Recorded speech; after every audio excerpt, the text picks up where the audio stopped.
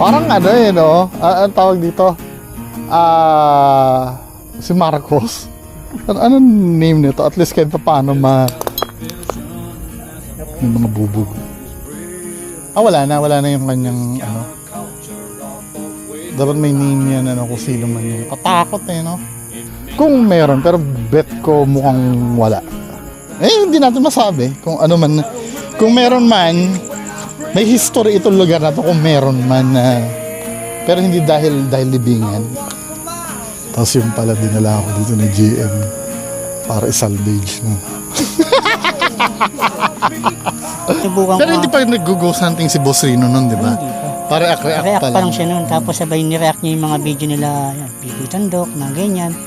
Yung mga Nox Top 5, mga ganyan. Alam mo, unfair yung gano'n, no? Pagka iba yung nagre-react, hindi nila pinagbibintangan na nagnanakaw ng video. Pero pag ako nagre-react, pagbibintangan nila nagnanakaw daw ako ng video. From words to actions, never knowing what they're about.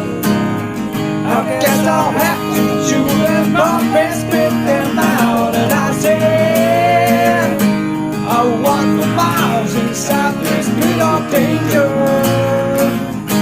I swallowed down 1,000 years of anger. Ayan, ano? The world is falling on my shoulders.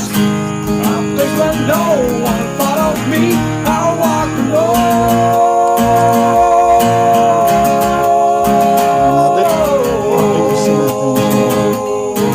Ito yung blue na Musileo na sinasabi. In mo yan, ano lang, kahit... Uy! Isa pa! Isa pa! Uy! Uy! On cue yun ha! Nakita nyo ba? Naka-record ba to? Tama, pag hindi ko siya inuutusan, hindi siya umiilaw. Isa pa nga! Friend na tayo pag... Uy! Putang ina!